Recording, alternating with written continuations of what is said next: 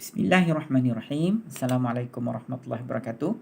Tuan-tuan dan puan-puan yang dirahmati Allah sekalian, ini kita ulang balik apa yang telah saya sebutkan secara verbal tadi ya. Yang mana kita membahaskan tentang fi'il peringkat yang ketiga tuan-tuan . Fi'il peringkat yang ketiga, ini ialah diagram nombor 5 . Kita bahaskan tentang fi'il tapi peringkat yang ketiga. Fi'il peringkat yang ketiga ni ada dua jenis. Satu fi'il yang mabni. Satu fi'il yang mabni. Satu lagi fi'il yang mu'rab. Ni satu mabni, satu mu'rab. Okey, yang mabni telah pun saya jelaskan pada tuan-tuan. Fi'il madi dia mabni, tak payah bahas soal baris. Yang kedua fi'il amar. Di fi'il kan ada 3 saja. Tapi 2 daripada 3 ni dia dah mabni. Yang pertama fi'il madi, yang kedua fi'il amar. Dan ada juga fi'il mudhari' yang mabni juga, iaitu fi'il mudhari' yang melekat dengan dua jenis nun. Yang pertama ialah nun niswah, ataupun nun jamak perempuan. Nun niswah ataupun nun jamak perempuan. Yang kedua ialah nun taukid. Nun taukid. Kalau nun taukid juga dia merupakan fi'il mudhari' kalau dia lekat dengan nun taukid juga fi'il mudhari' itu menjadi mabni. Okey, baik. Hari ini kita fokus kepada fi'il mudhari' yang mu'rab. Okey tuan-tuan, fi'il mudhari' yang mu'rab, tuan-tuan boleh buka tuan-tuan punya diagram. Fi'il mudhari' yang mu'rab adalah fi'il mudhari' yang tidak melekat dengan dua jenis nun itulah. Nun taukid dan nun nun niswah, nun jamak perempuan, dan nun taukid. Kalau dia melekat saja dengan kedua-dua jenis nun itu, kita masukkan dia dalam fi'il yang mabni. Tapi kalau yang tidak melekat dengan kedua-dua jenis nun tu, maka dia berada di kotak 1, 2 atau 3 lah. Tuan-tuan. Okey, baik. Tuan-tuan dengar elok. Saya nak jelaskan pada tuan-tuan, ni penting. So fi'il mudhari' yang mu'rab, iaitu yang tidak melekat dengan dua jenis nun tu tuan-tuan, dia boleh berubah kepada berapa jenis mu'rab tuan-tuan? Dia boleh berubah kepada 3 jenis mu'rab. Dia asalnya dia marfu' dan dia boleh berubah menjadi mansub dan dia boleh berubah menjadi majzum. Kejap lagi saya besarkan. Tuan-tuan dengar lagi sekali. Fi'il mudhari' asal-asal dia, kalau dia tidak diganggu oleh haraf nasab dan haraf jazam ni, asal-asal dia mesti marfu'. Asal-asal dia mesti marfu'. Dia hanya akan menjadi mansub kalau dia diganggu oleh haraf-haraf nasab. Haraf-haraf geng kereta kita panggil. Maknanya kalau kita ambil satu contoh, katalah kalimat itu yajlisu, dia duduk. Sin tu bari depan kan, yajlisu. Tapi kalau ada an, dia jadi an yajlisa. Ataupun lan yajlisa. Asalnya yajlisu kan, dia jadi lan yajlisa. Izan yajlisa, kai yajlisa, fa atau la yajlisa, ataupun hatta yajlisa. Ini semua adalah geng-geng haraf nasab kita panggil. Haraf yang menjadikan sebab fi'il mudhari' yang asalnya marfu' boleh tukar menjadi mansub. Inilah dia geng-geng kereta ni. Dia kacau fi'il mudhari' tu, elok-elok marfu' dia akan bertukar menjadi mansub. Ni geng-geng dia. Tuan-tuan tengok elok-elok. An maknanya bahawa, lan tidak akan, izan maknanya jadilah, kai maknanya supaya, fa atau la ni pun supaya juga makna dia, hatta pun maknanya supaya, hatta maknanya sehingga. An, lan, izan, kai, fa atau la supaya, kemudian hatta maknanya sehingga tuan-tuan. Jadi inilah yang menjadi penyebab kenapa fi'il mudhari' yang asalnya marfu' dia boleh bertukar menjadi mansub. Faham tuan-tuan? Okey, baik. Apa pula geng-geng haraf jazam? Ni geng-geng kereta. Ini kita akan jelaskan dengan lebih detail pada pertemuan kita akan datang. Tuan-tuan. Asal fi'il mudhari' yang asalnya marfu' dia boleh bertukar menjadi baris mati. Dia boleh bertukar menjadi majzum. Apabila dia diganggu oleh geng-geng haraf jazam. Geng haraf jazam ni kita panggil geng motor lah. Geng haraf nasab tadi kita panggil geng kereta. Geng haraf jazam ni kita panggil dia geng motor. Okey, baik. Geng motor ni tuan-tuan, dia ada dua jenis tau. Dia ada jenis A dan jenis B. Yang mana kalau jenis A ni tuan-tuan, ini kita panggil kuncu-kuncu dia lah. Tapi dia ada bos dia. Bos dia yang B ni, dia boleh menjazamkan dua fi'il mudhari'. Kalau jenis yang pertama ni dia boleh menjazamkan satu saja fi'il mudhari'. Yang ini kita akan bahaskan pada pertemuan kita akan datang dengan lebih detail tuan-tuan. So hari ni kita fokus kepada fi'il mudhari' yang asalnya marfu'. Kalau dia tidak diganggu oleh haraf nasab ataupun haraf jazam tadi, dia menjadi marfu'. Kalau dia duduk yajlisu. Kalau dia makan yakulu. Kalau dia pergi yadhabu, ujung tu kalimat tu mesti bari depan. Tapi kalau adalah haraf nasab ini sebelum fi'il mudhari' itu, maka elok-elok yadhabu dia jadi yadhaba. Elok-elok yajlisu dia jadi yajlisa. Elok-elok yaqra'u dia jadi yaqra'a. Apa dia haraf-haraf nasab itu? Geng haraf nasab tu apa? An, lan, izan, kaifa atau la, supaya dengan hatta. Ni geng dia tuan-tuan. Faham ya tuan-tuan Faham ya? Okey. Itu fi'il mudhari' yang asalnya marfu' boleh bertukar menjadi mansub. Dan fi'il mudhari' juga daripada marfu' boleh bertukar menjadi majzum kalau dia diganggu oleh haraf-haraf jazam. Okey, haraf-haraf jazam saya akan jelaskan pada pertemuan kita akan datang. Okey tuan-tuan Okey, sekarang ni cuba tuan-tuan tengok tuan-tuan punya ayat yang saya janjikan tadi.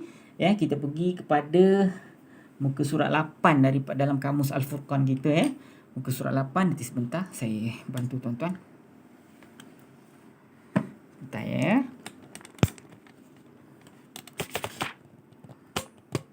Alright. Ayat bawah sekali tuan-tuan Muka surat 8 bawah sekali. Tuan-tuan ready Sebentar. Ni.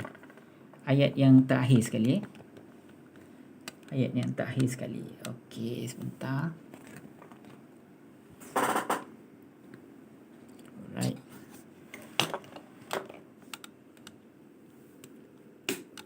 Okey.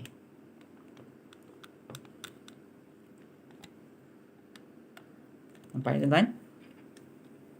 Daripada ni. Wa zallalna alaikumul ghamama wa anzalna alaikumul manna wassalwa. Kita bahaskan sampai sini tuan-tuan Okey. Wa zallalna alaikum wa zallalna alaikumul ghamama ni kita ambil, kita consider dia sebagai rangkap pertamalah Okey, baik tuan-tuan dengar wa dan zallalna, kami telah menaungi kami telah memayungi ataupun menaungi alaikum, ke atas kamu ke atas kamu al-ghamama. Ghamama maknanya awan kemudian wa anzalna alaikumul manna wassalwa. Wa dan anzalna, kami telah turunkan alaikum, ke atas kamu al-manna wassalwa.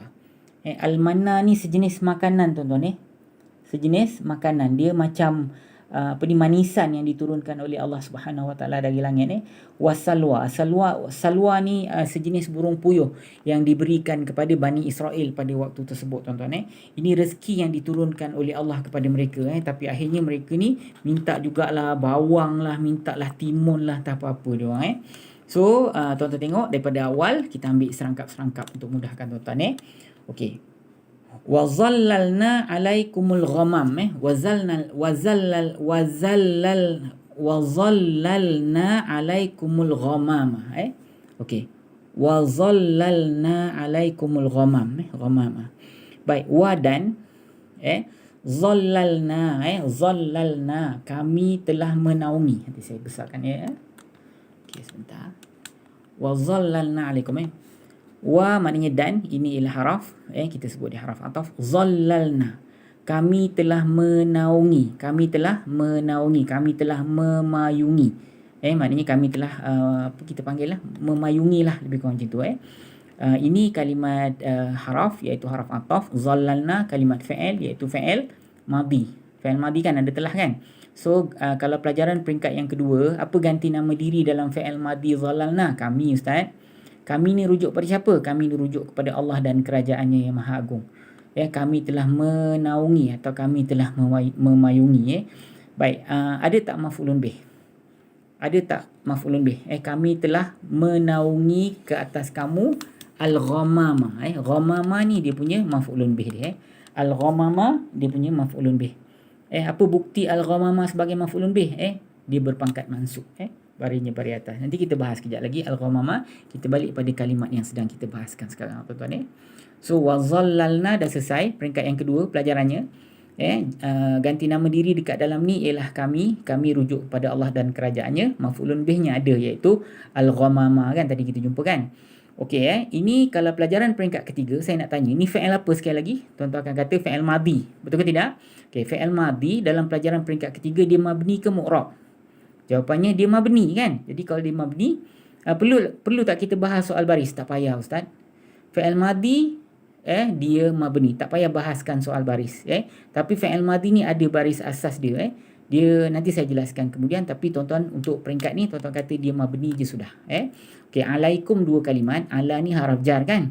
So kum ni dia isim majrur. Majrur disebabkan oleh haraf jar ala kan.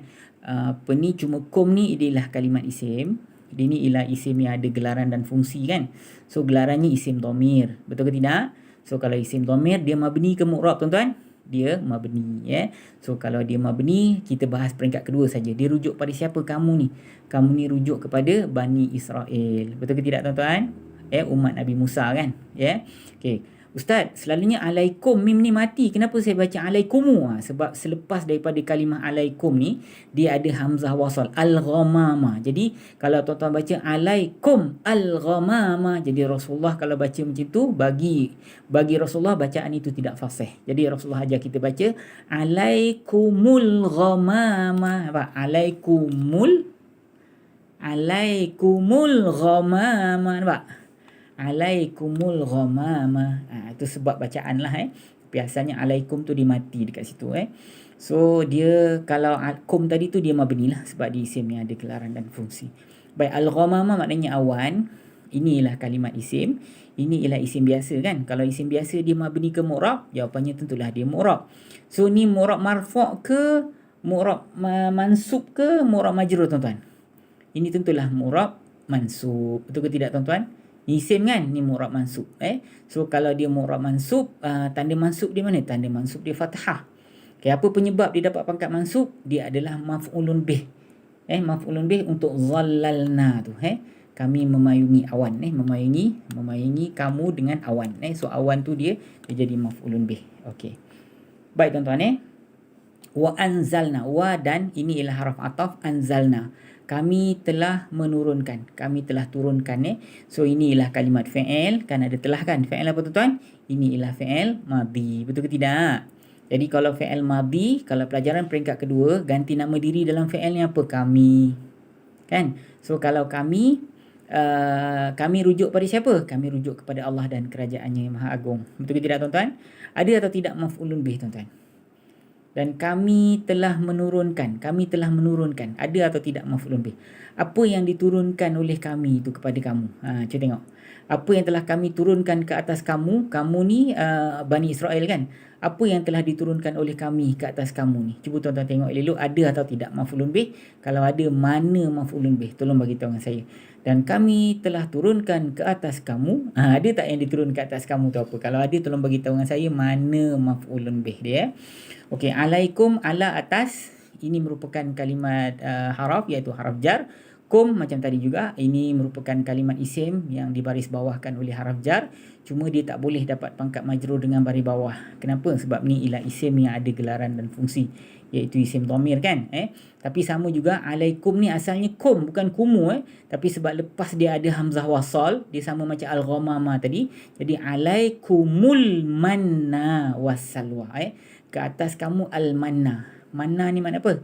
Manna ni makna dia cecair yang diturunkan oleh Allah dan rasa dia macam masa-masa manis. Jadi orang Yahudi pada waktu tersebut, kalau dia nak makan manna ni, dia pergi cari daun-daun pokok yang mana manisan tu turun dari langit.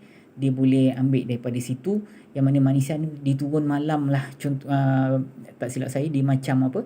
Dia macam embun tapi dia agak masa-masa manis. Dan itu yang dimakan oleh Bani Israel pada waktu tersebut Jadi kami turunkan ke atas kamu al-manna Al-manna maknanya yang saya sebut itulah manisan tu Okey, wassalwa. Wa dan wa ni haraf ataf tuan-tuan Waw ni haraf ataf. Jadi kerja haraf ataf pada peringkat yang ketiga, kita akan masuk bab haraf nanti. Sekarang ni kita tengah fokus tentang fi'il kan. Okey. Haraf ataf ada kerja. Kerja dia menyamakan baris kalimat sebelum dan selepas yang sama kategori. Kedua-dua ni diturunkan oleh Allah. Yang pertama manna, manisan. Yang kedua salwa. Salwa maknanya burung puyuh tuan-tuan Dia sejenis burung macam burung puyuh. Yang ini dia tak terbang, jadi senang ditangkap oleh orang Bani Israel pada waktu tersebut untuk disembelih dan dimakan. Ini diturunkan oleh Allah kepada mereka Jadi wassalwa, ada satu benda yang saya nak jelaskan pada tuan-tuan. Salwa ni tuan-tuan, dia ni ada haraf illah dekat ujung, nampak? Haraf illah dekat ujung. Jadi kalau kalimat isim bukan fi'il Kalau isim yang ada haraf illah dekat ujung, dia tidak menerima pertukaran baris tuan-tuan. Walaupun dia marfu', tuan-tuan kena baca salwa. Jangan baca salwayu, tak boleh. Kalau dia mansub pun tak boleh salwaya. Kalau dia majrur pun tak boleh baca salwayi, tak ada. Dia kalau hujung kalimat isim kalau kalimat isim ada haraf illah ya ataupun alif ataupun waw, ya yang tak ada titik, alif yang tak ada hamzah ataupun waw yang tak ada baris, maka bacaan dia jangan diubah. Kalau as-salwa lah. Kalau di marfu' pun baca as-salwa, kalau di mansub pun baca as-salwa, kalau di majrur pun baca as-salwa juga. Dia macam mabni tapi dia tak mabni. Kita tak panggil dia mabni. Kita panggil dia fi'il yang hujung ada haraf illah, dia tidak menerima pertukaran.